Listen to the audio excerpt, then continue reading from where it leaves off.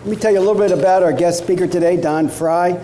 He's the president and CEO since 2002 of the Greater Baltimore Committee, GBC, which is Maryland's most prominent organization of business and civic leaders.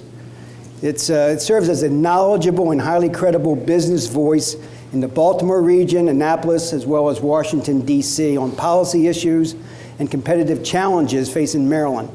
And its mission is to apply private sector leadership to strengthening the business climate and quality of life in this region and, of course, the state. Don has served as GBC's executive vice president and general counsel from 1999 to 2002. And from 1980 to 1999, he was engaged in a private law practice in Harford County. During this time, interestingly, he also served in the Maryland General Assembly. And he is only one of a handful of legislators to have served on each and every one of the major budget committees of the General Assembly. Probably can give us a little inside information on what really happens down there in Annapolis. He also was a member of the House of Delegates from 1991 to 97, and he served on the Ways and Means Committee and on the Appropriations Committee. And while serving in the Senate from 1997 to 1998, he was a member of the Budget and Taxation Committee. He's a graduate of University of Baltimore School of Law and has a BS degree in political science from none other than Frostburg State and Western Maryland. Don, if you could, first, welcome. Great to have you here. It's great to be here, Doug. It's a great golfer, too. You No.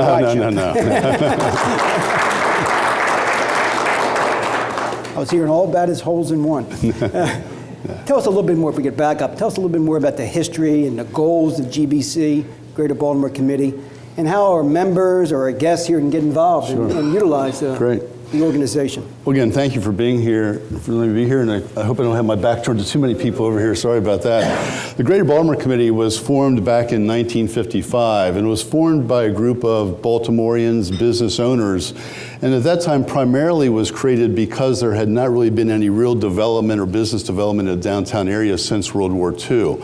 At that time, a lot of the people who were the members and the founders were more from the retail area because, of course, Baltimore was a major retail hub at that time. There was about 83 members who were the founders, one of whom you've heard of, Jim Rouse. Although at that time, Jim Rouse was not the developer that came to be in Columbia. He actually was a mortgage banker at that time. But the purpose of the GBC was to try to find ways to get some economic development moving forward. If you look at the history of GBC, initially, it almost served as the planning department for the city of Baltimore and came up with some major issues of what they needed to do to redevelop the Baltimore area. The first major project was Charles Center. That was going to be the hub of Baltimore area. So you saw some major development around that area. And then another one, of course, was another one of the top initiatives was to build an arena, or at that time called a civic center. Baltimore Civic Center, those of you who are from Baltimore know that that opened in 1961. The Beatles played there in 1962, and unfortunately we're now trying to battle to see if we can build a new arena. So it's still unfortunately on our GBC agenda moving forward. Over time, we came down and focused on the Inner Harbor. We were a group who actually was in charge of the campaign. Many people don't realize it, but it went to referendum whether or not the Inner Harbor should be a mixed-use development like it is, or should it be just open space. The voters approved a referendum to make it a mixed-use type of a facility. There are certain areas that have to remain open. Only 80% of it can be developed. That's why you see some open space between the Science Center and the Visitor Center, and also Rash Field. And then there's a little bit of an area next to the World Trade Center and the National Aquarium. Those are the three areas that have to remain and probably cannot be constructed on except for certain reasons.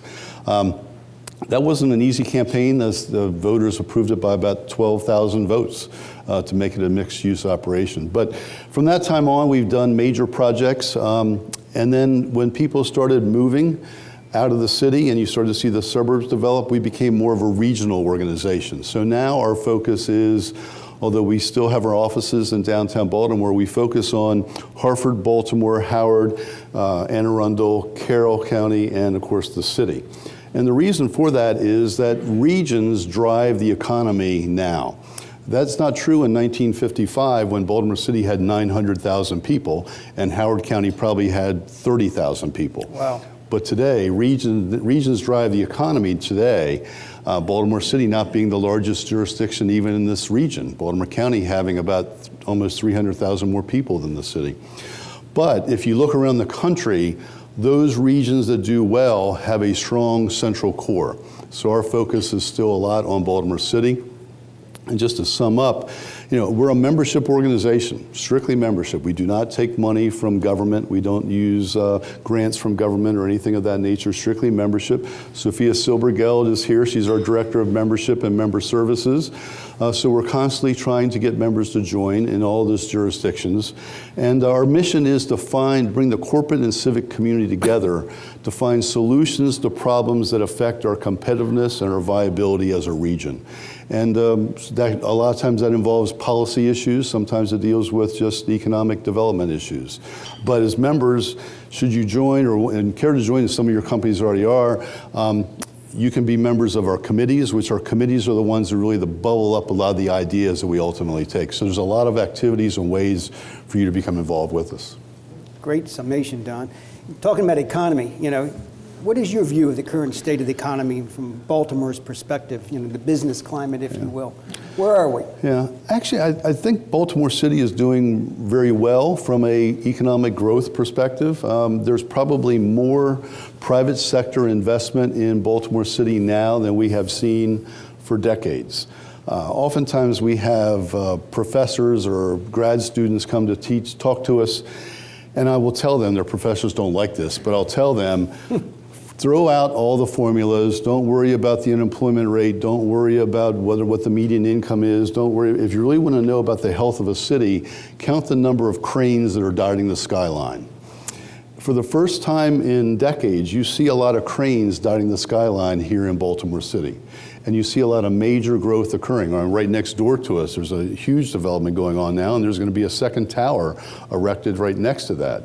If you go to Locust Point, you see the Anthem House, a tremendous $80 million investment from the Bozzuto Company. If you go on Charles Street, look a little bit up Charles Street, just north of where, Lombard Street, you see the beginning of another tower going up where M&T Bank is going to move its headquarters operations from 26 South Charles up to that building. There's an incredible amount of building taking place right now. And then you go, of course, over to Harbor East and see all the development in Harbor East. Go out to Canton Crossing, see all the development that's taking place in Canton Crossing. That's the one thing about Baltimore that's changing. It used to be that we had one central business hub. Now what you're seeing is other hubs developing around the area, employment hubs developing around the area. So you see Canton Crossing, you see Harbor East, you see Locust Point, you see Stadium Square further south in South Baltimore. You're going to see Port Covington moving forward. You see the mayor having an emphasis on West Baltimore. Now we're going to have 6, 7 different hubs in this region, in this city. That's not bad. I get calls from reporters all the time saying, well, isn't this going to cannibalize the central business district? Think of major cities around the country. Everybody in major cities have different places for people to go to. So people can choose, do they want something in the central business district, or do they want something that may be a little bit quirkier, some of the old industrial buildings that have been converted over in the Locust Point area? Or do you want something more traditional in the downtown area or along the waterfront? So I think it's good that we're going to have a lot of different choices and options for people to use. When you look at the development opportunities, Port Covington can be an incredible operation.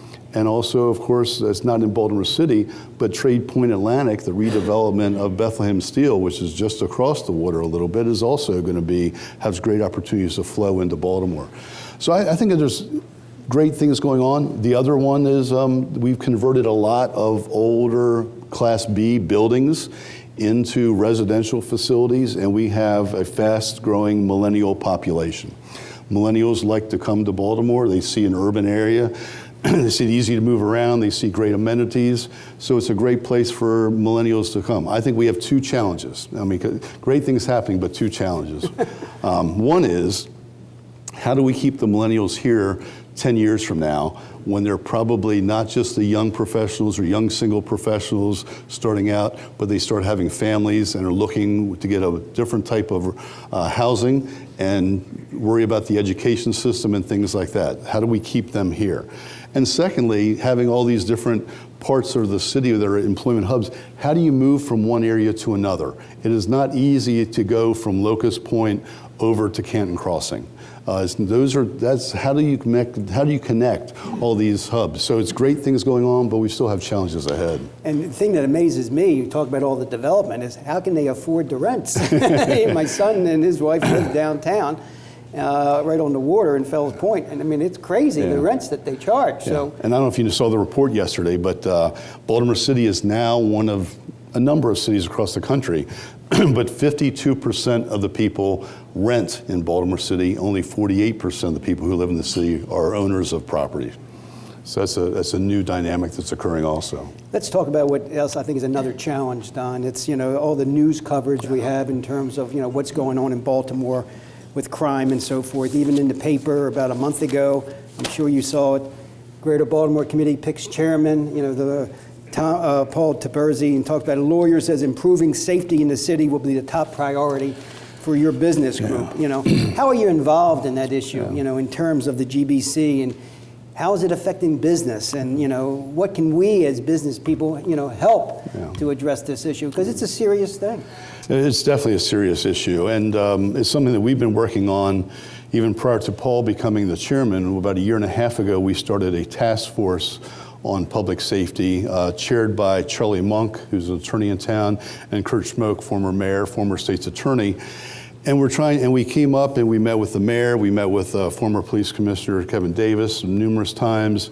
We came up, looked at best practices around the country, came up with a series of recommendations of shortfalls that we saw for the city from an enforcement perspective, new programs that could be involved, and made some recommendations, met with the mayor, met with the police commissioner, made some recommendations, some accepted, some they were in the process of doing. This may have brought them about a little bit faster. But the problem is, without question, we have a very unfortunate city that has, for the last 40 of 42 years, has had more than 200 homicides a year. 40 of the last 42 years have had more than 200 homicides a year. Only twice, 1977 and 2011, have we had fewer than 200 homicides. And that was like 185 and 191, so not significantly. And unfortunately, that's just been the dynamic that's occurring. We see a lot of problems. One, we don't have enough police officers right now on the street.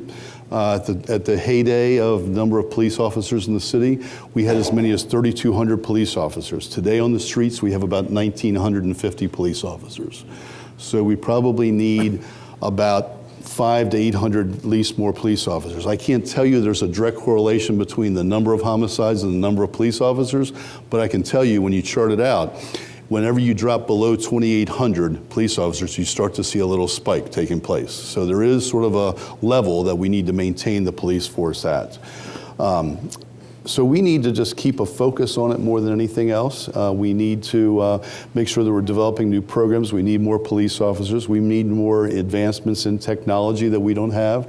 Our officers don't have the laptops in their cars like many people have had for years, other counties have had. That just recently has happened or happening right now. And there's all kinds of other things in that nature. The problem that we're dealing with is that people have two different philosophies on how you attack the challenge. There's a group of people, elected officials, and we advocate strongly in the city council and in the state house about public policy issue, public safety issues. We testified in behalf of 3 bills that the governor had on Tuesday in Annapolis.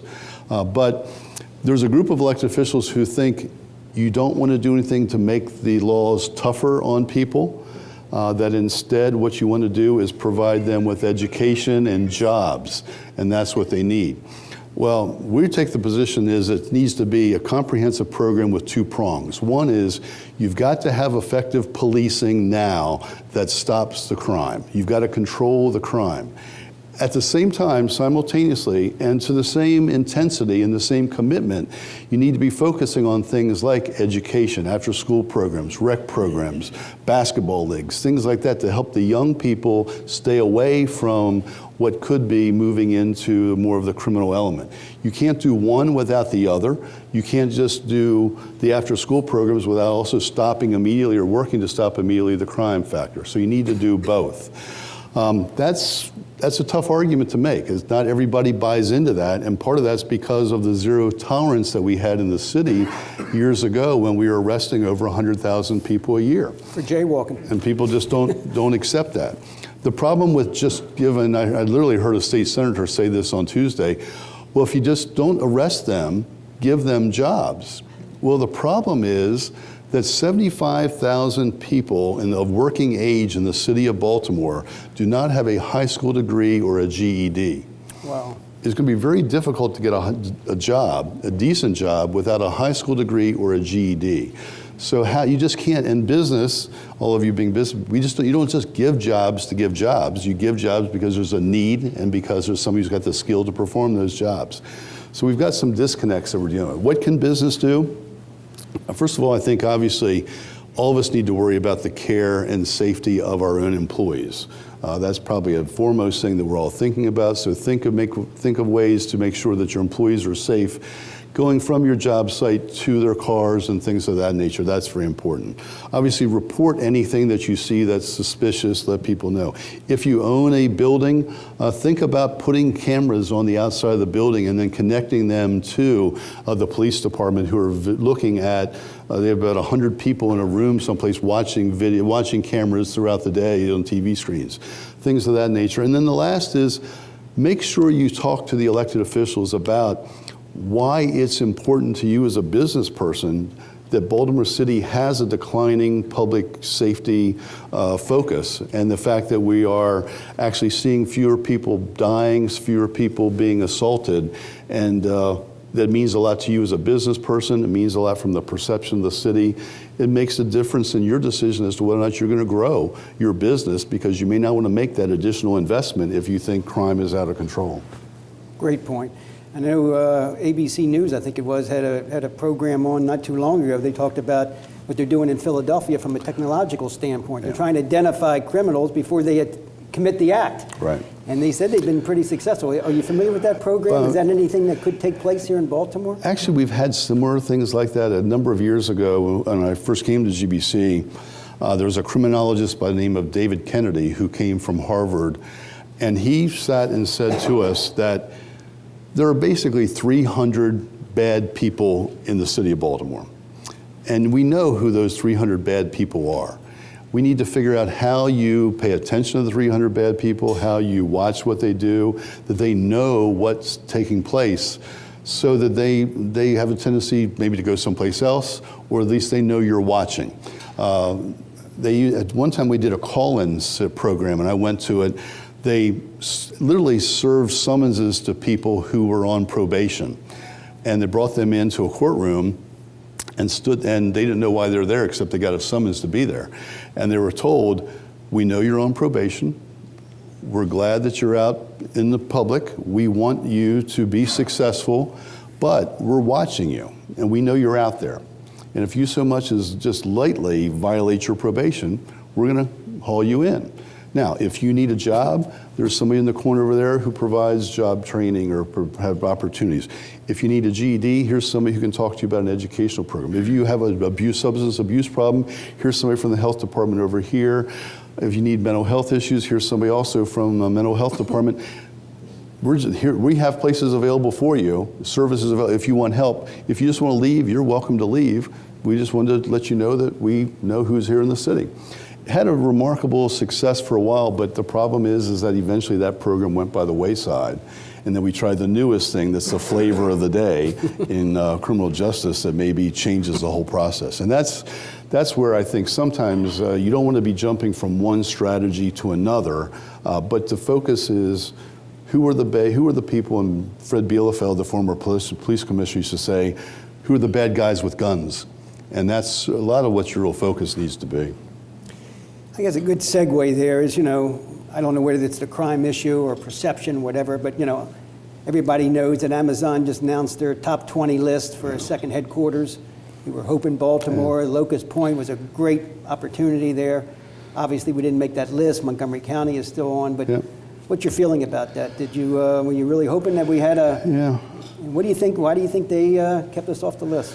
Well, I'll go first of all. I'll say I don't know why they kept us off the list, but we were involved. My role, it was headed by, of course, the mayor, Mayor Pugh, Baltimore Development Corporation with Bill Cole, people over from Sagamore Development, because the property that we identified, of course, was Port Covington.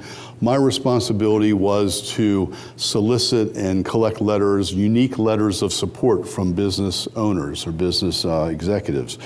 We collected about 125 unique letters from business people at all different levels about why they're in Baltimore, what they liked about Baltimore, and why they thought Amazon should come to Baltimore City.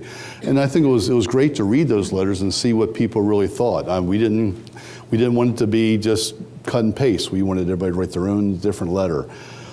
We thought we had a great proposal. I mean, there's a lot of great cities putting proposals in. You've got more than, I don't think Amazon expected 238 proposals that came in. I thought the one thing that, and we were terribly disappointed and surprised that we did not make at least to the cut of 20. The one thing that I thought that was in the RFP that really gave us the edge, or an edge, not the edge, an edge, was that Amazon said that they would like to go to a location where they could have a transformational impact on a jurisdiction or a city. I don't think that there's any place in the country, hard pressed to think of any place in the country, where if you combined Amazon and Under Armour at the Port Covington property, that you would not have a more transformational impact any place than you would in Baltimore City. Exactly. So that, to me, and I think that was pushed a lot in the proposal. We didn't write the proposal, that was done by the others, but that to me was a little niche that we may have had that nobody else had. Now, when these decisions are made in a room, I don't know what factors go in, I don't know what way they weigh the factors, but the good thing is that they said, when they debriefed the city, they said it was one of the most innovative, creative proposals that they saw. So, sort of wonder why you didn't make it then, but that's okay.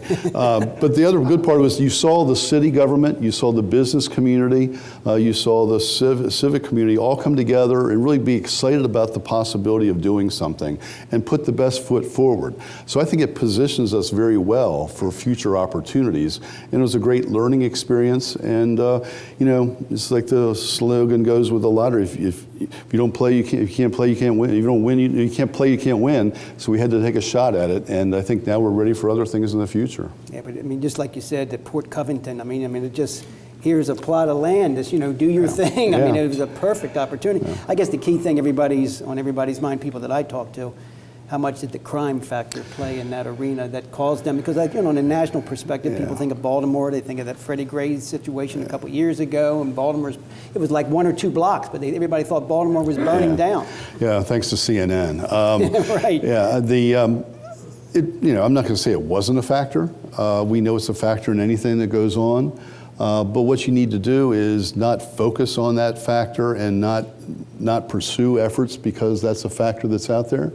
I think what you have to do is look at all the pluses that you have instead. Look at the location, not just the Port Covington location, but just look at, we're right along 995. We're right along BWI Parkway, and we're right along with BWI Airport. You're right around major transportation hubs all up and down the East Coast.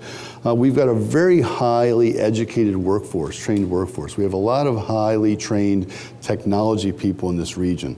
We got 2 bookends of the Baltimore City, Johns Hopkins Hospital, University of Maryland, Baltimore, 2 incredible medical research institutions that other cities would die to have. I mean, these are attributes that we need to be talking about all the time. We have good affordable housing.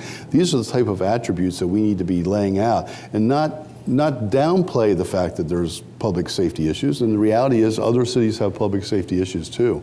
With Amazon, if you think of where the Port Covington area is, if you did a mapping of what the crime is like, there's hardly any crime in the immediate area around that Port Covington area. Now, citywide, yes, but not that immediate area. Also, it's going to take years for that area to develop. Sure. I'm optimistic that we're going to make progress on violent crime and homicides in the next 3 to 4 years, and that we may have that number down considerably by the time anything would have been coming out of the ground to a major level. But hey, we'll look for the next opportunity. By the way, is anybody eating at the Rye Tavern over there at Port Covington? Great restaurant. I got to throw my hat in the ring on that one. Don, the Maryland General Assembly is in session now. Is there any specific issues or legislation from a business standpoint that we should keep our eyes on or be concerned about? Well, it's legislature's in session, so you should always be concerned. As a recovering politician, I can say that. I think there's 3 major issues that you need to be paying attention to. One is the public safety issues. I mean, I think that's going to make a difference.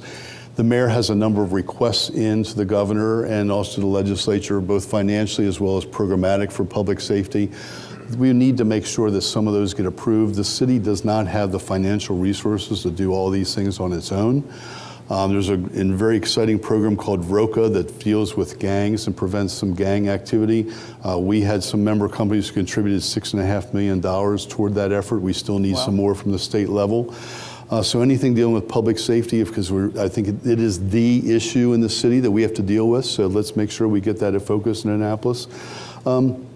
Secondly, this is sort of I don't think we know the answer to this, but somehow the legislature has to deal with the unintended consequences of the recent laws that changed on taxes, income taxes in Washington. They passed this bill of about 500 pages that has all kinds of little quirks in it that you would not necessarily know. And one thing is, and I'm not an accountant, I probably should have somebody else come up, Alan should come up and talk to me about this as well, but we got this situation, Alvin can help us, that in Maryland, we have more people itemizing deductions than many other states. They increased the amount of the standard deduction at the federal level to take it up to $24,000 on your regular deduction. So you're going to have to make a decision. Do you itemize, or is it a regular standard deduction and exemption? And depending upon what you do at the federal level, you have to do at the state level. We have to do it both the same way. We're talking about decoupling it so we don't have to do that. One's favorable than the other. As a result of that, they estimate that we may be collecting taxes in the state of Maryland of about $438 million more than we have in previous years. So now the legislature and the governor are wrestling with how do we give the money back to the taxpayers, because we don't want it to look like we raised your taxes by $438 million. So there's going to be all kinds. I think the Republicans are announcing their plan today. Democrats announced a plan last week. They've got 68 days to figure out what their solution is going to be. And then the third one is just in general, issues that deal with the workplace. Last year they passed the sick leave bill. There are already 3 bills in the legislature now to increase the minimum wage statewide to $15 an hour.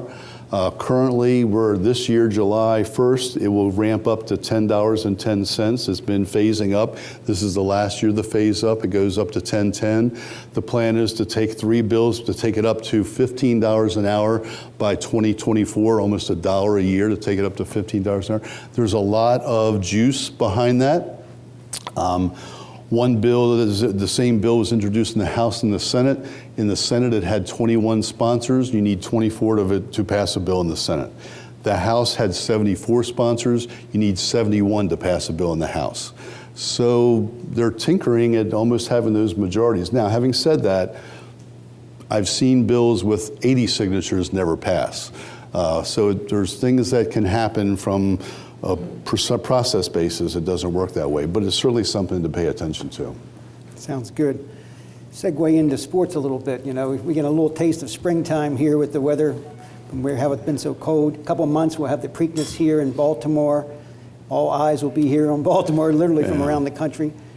What do you think's happening there? I mean, what's going to happen? Are we keep it at Pimlico, or is it going to move to Laurel Park, or what do we need to do to make sure we keep it here in Baltimore? Yeah. Well, I can tell you that the mayor has the Preakness and keeping the Preakness here as a top priority for her. I'm very concerned about that issue. It's a challenging issue. I mean, if you've been out to Pimlico, you know it's not a modern day facility for racing. The Maryland Stadium Authority did an assessment that said if you just want to improve what's there so that you can just have the very basics, it's $300 million to make those improvements.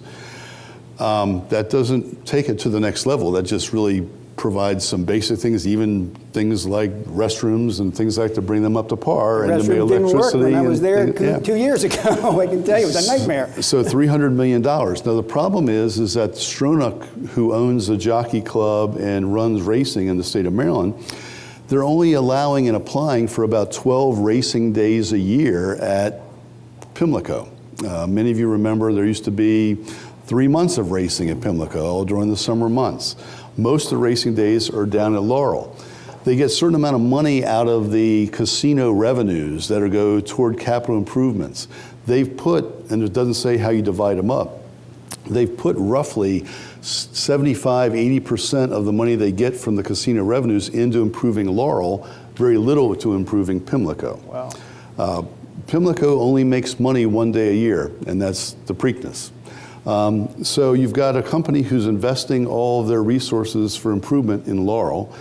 I think they would like to see it move down to Laurel. The problem is there's a piece of legislation that was passed a number of years ago when the Colts left. There was a piece of legislation passed that the Preakness always will be in Baltimore except under emergency circumstances.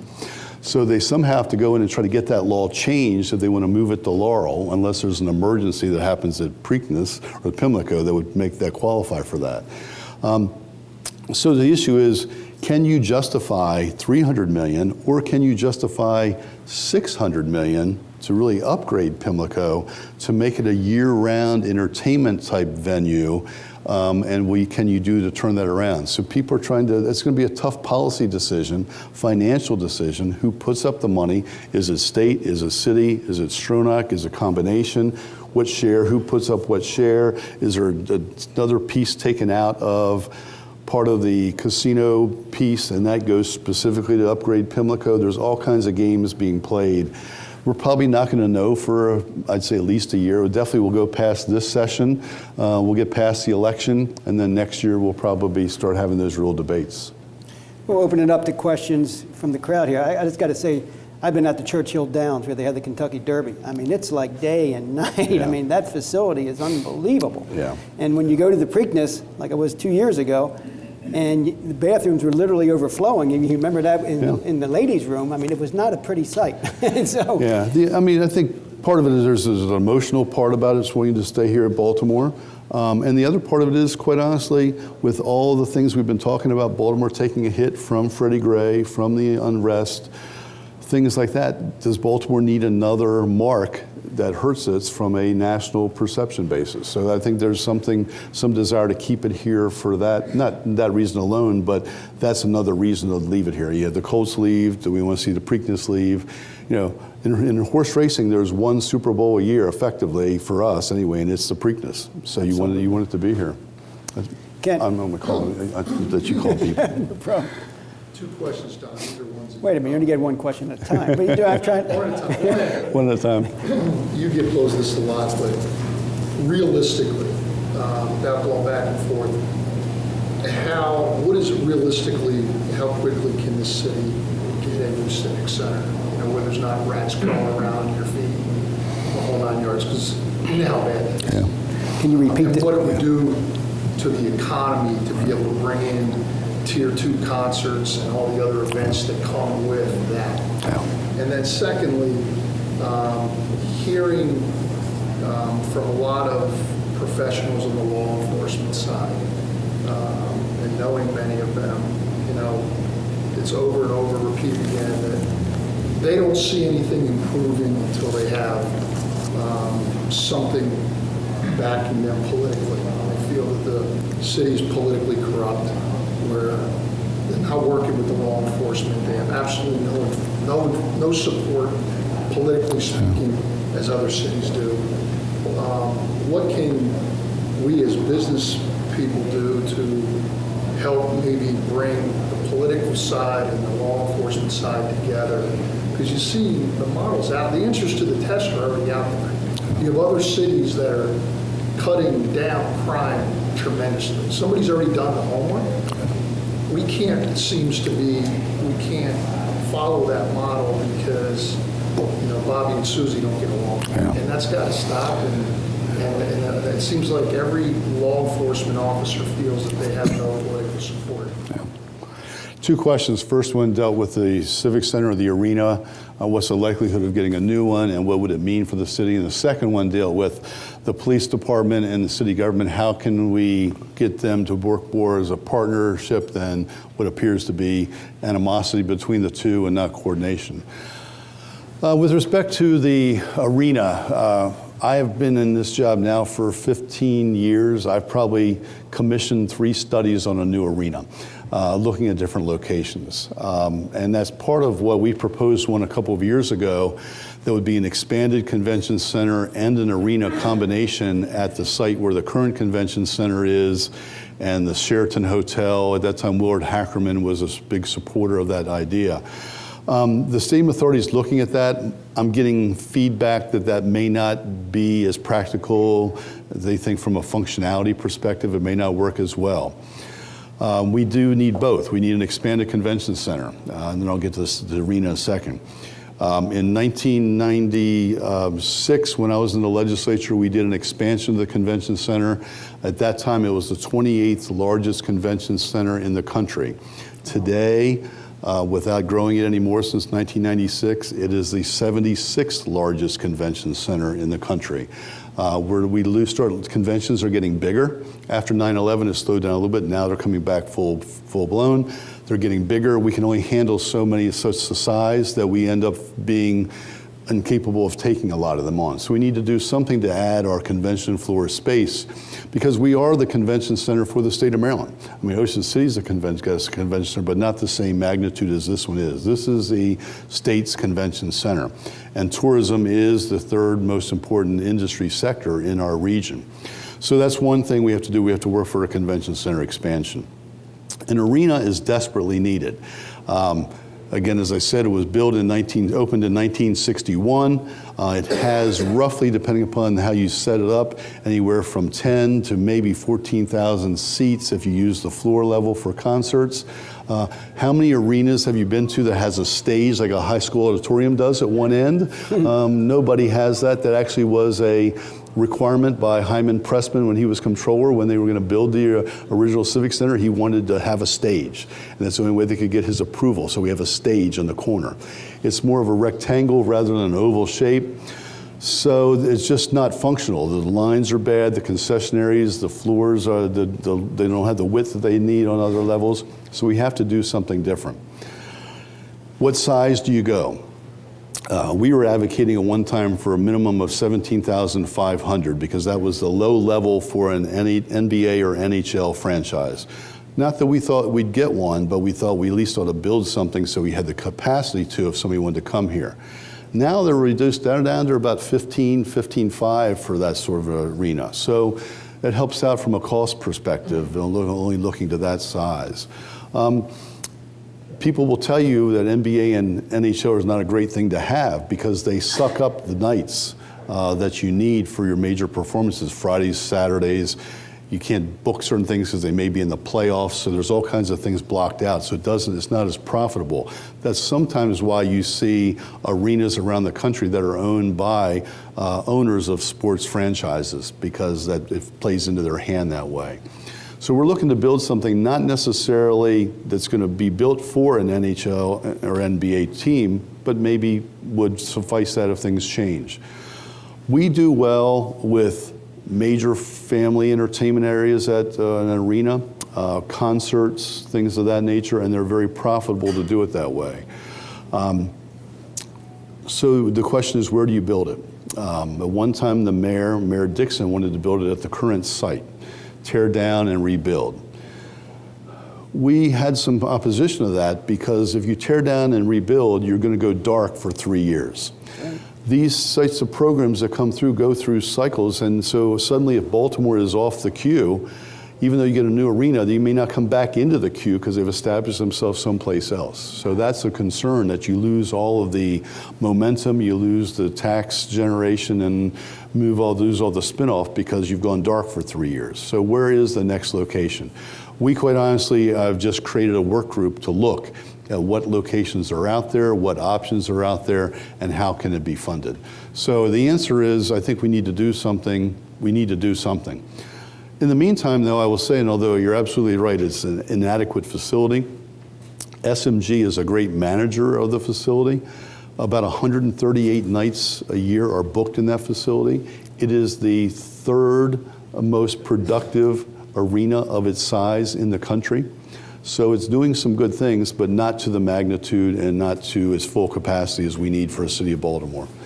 With respect to the police and City Hall, I mean, it is always a challenge to bring those two groups together. And it's not just Baltimore City, although you're right, there are examples where it's been done otherwise. But I will tell you, just in Harford County, where I used to work in the legislature, the sheriff's union used to always run somebody for sheriff, and the person would win. And then 2 years later, they would decide to run somebody else for sheriff, and then and we always had to change the sheriffs because the police never felt they had the right person as a management type person. So there's always that tension, not unlike management and employees to begin with.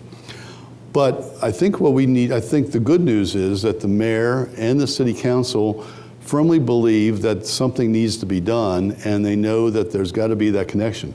This consent decree that's been signed with the Department of Justice is going to lay out some real specific ways of what you do from a law enforcement basis. It's going to require a lot of collaboration between the two of them, City Hall and the police department, to work through this consent decree and to carry out enforcement the way the consent decree orders them to do. Maybe that forced collaboration will be helpful.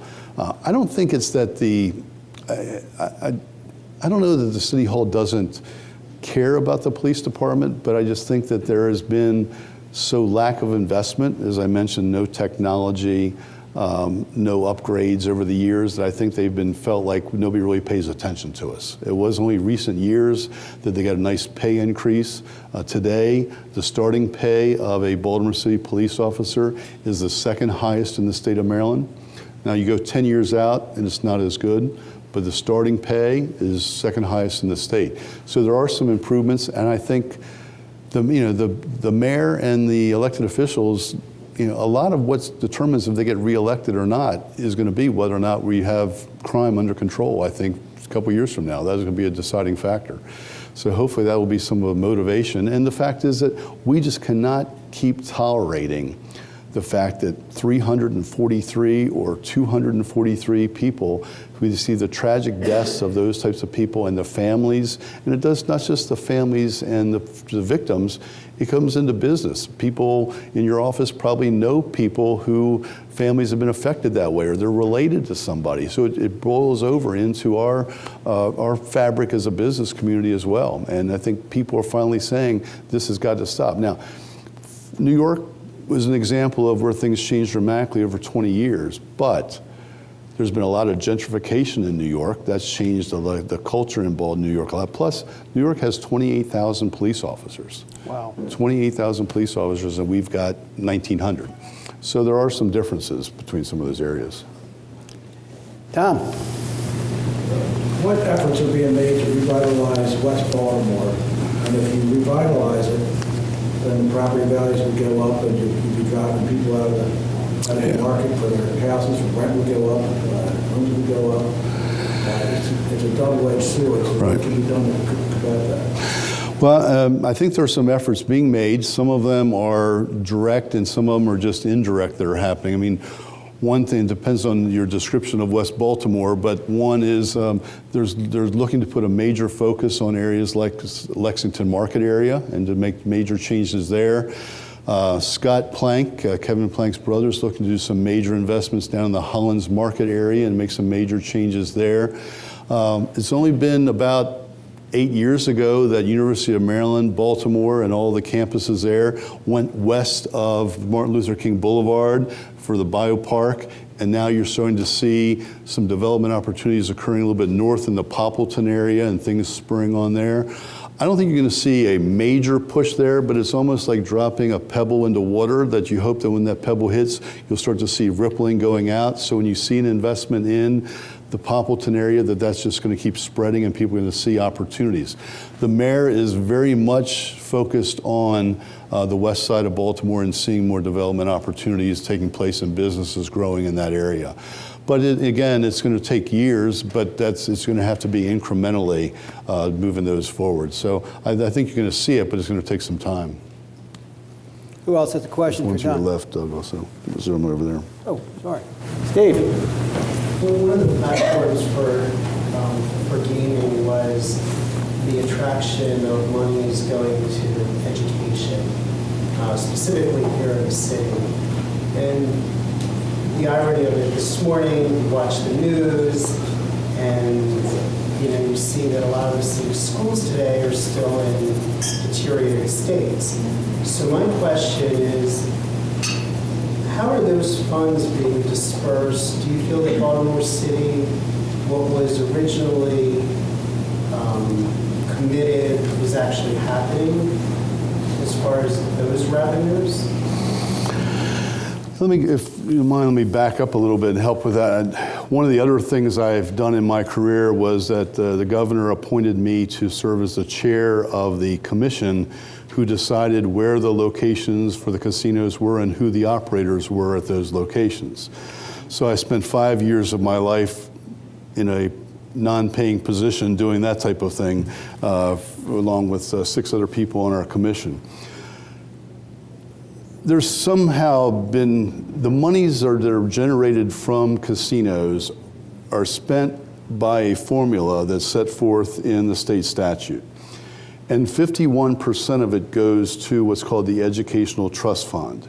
And then there's other different pieces of it. I mentioned earlier that the racetracks get a certain percent. And then there's a certain percent that goes to the amount that you pay at the racetracks for some of for the races, so for the win, ticket, show, things of that nature. There's a big dispute right now of, is the Educational Trust Fund, it's getting us 51%, but is it really increasing the amount of money going to education in the state of Maryland? It's a little quirky the way they wrote the statute. It didn't say that this money goes off to the side and then gets added on to what we already give education, which would jump it up higher. It almost suggests that if you play the game right as a legislator, that you just use this money, it becomes part of this level of service, and then you can spend money elsewhere on other things.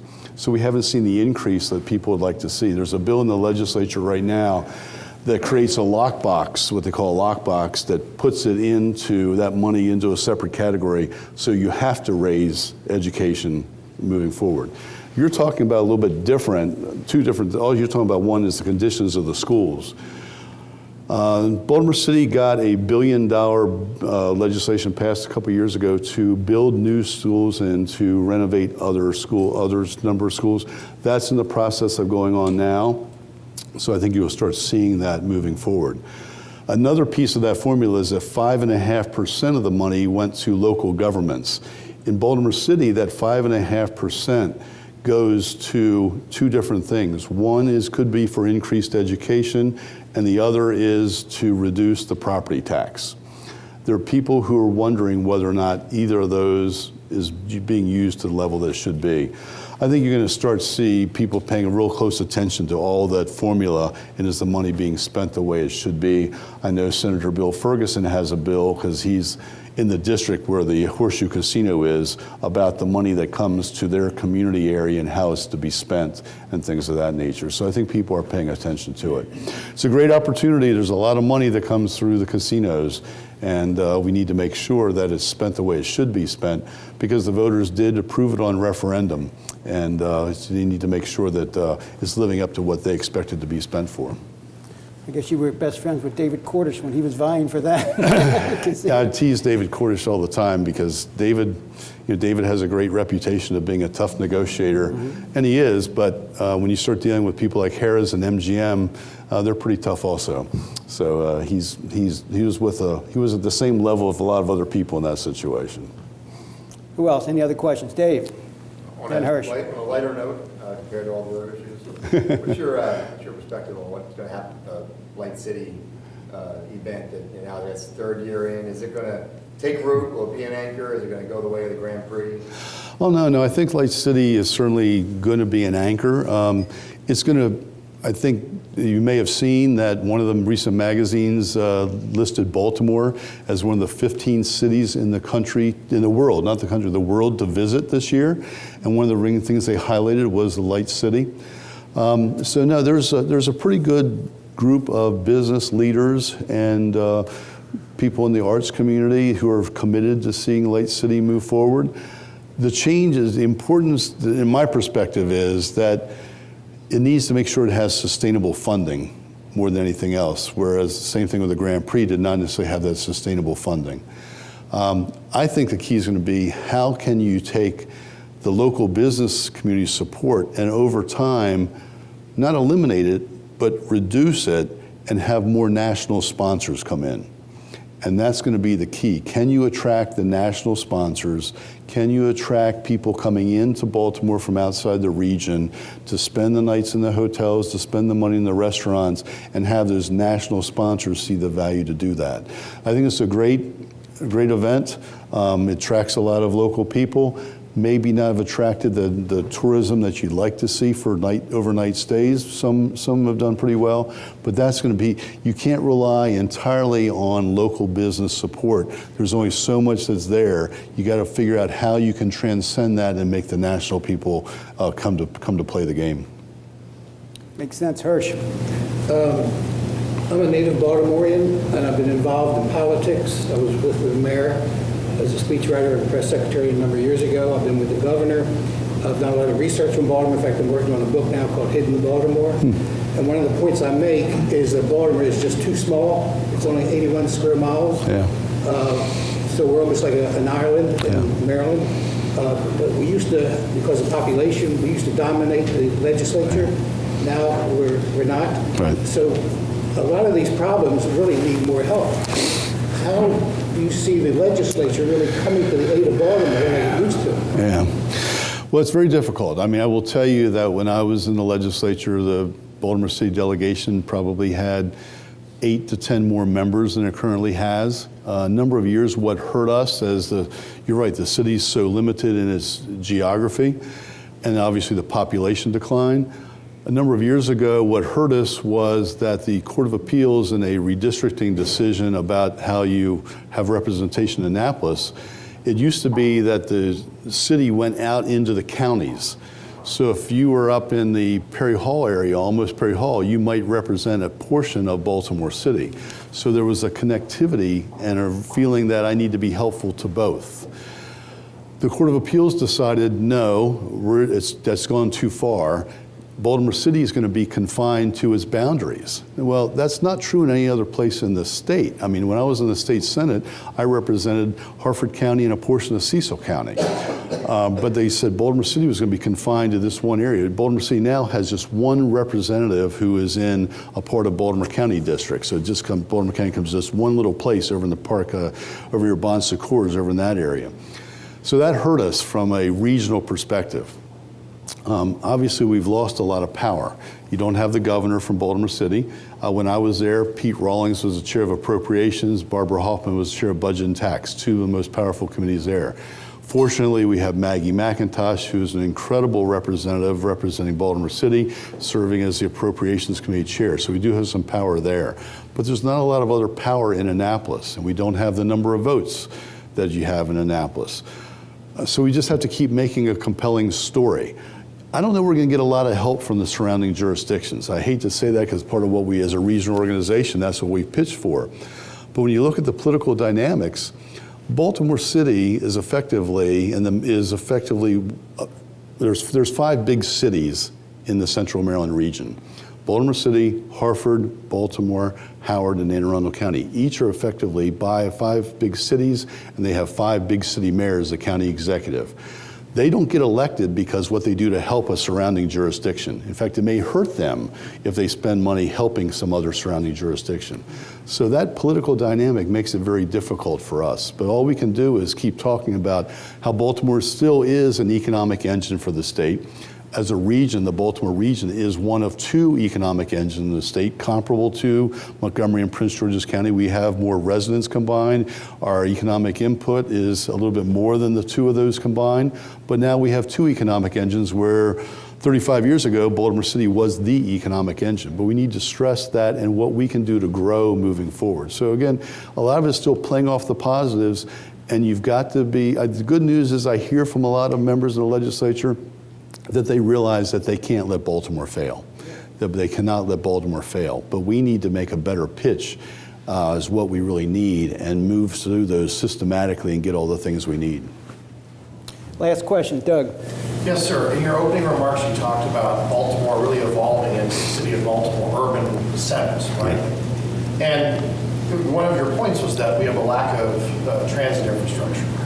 The restructuring of Baltimore Link, some think it's great, mostly commuters, some think it's terrible, mostly residents in the city. But the bottom line is it's not a replacement for the red line. No. What is our future vision now for a proper transit infrastructure that ties the city together? Well, that's a great question, and I'm not sure I have a great answer. We were major proponents of the red line. We promoted it for about 13 years. We also were a major proponent of an increase in the Transportation Trust Fund and the gas tax because you needed that to pay for the red line and also other transit initiatives. The red line's not going to come back right away. First of all, the $900 million that the federal government had allotted for the red line is gone. The $900 million that the state had for the red line is now been distributed to other projects throughout the state for highway projects and bridge projects, so it's gone. You probably have to go back and go through some more planning with the federal government to get the red line approved all over again. But I think what we need to do is figure out, most importantly, how do we connect to people to various employment centers in Baltimore? How can we help somebody who lives out in the west side of Baltimore or North Avenue area? How do they get to Port Covington? How do they get to Canton Crossing? It's likely going to be more of a bus type of route. I don't think it's the link. The link is a poor substitute for the red line, if it was even intended to be that. I think if you had the link and the red line together, it'd been a great program, but we don't have the link and the red line. You cannot replace a $3 billion project with a $150 million project and consider them equal. It just doesn't make sense on its face.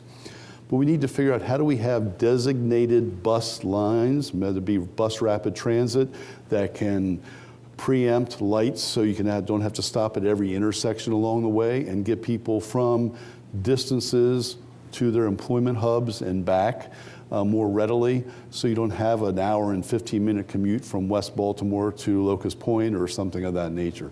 So I think it's not going to be mass transit in the form of a subway or a light rail. It's more going to likely to be some sort of dedicated bus lanes.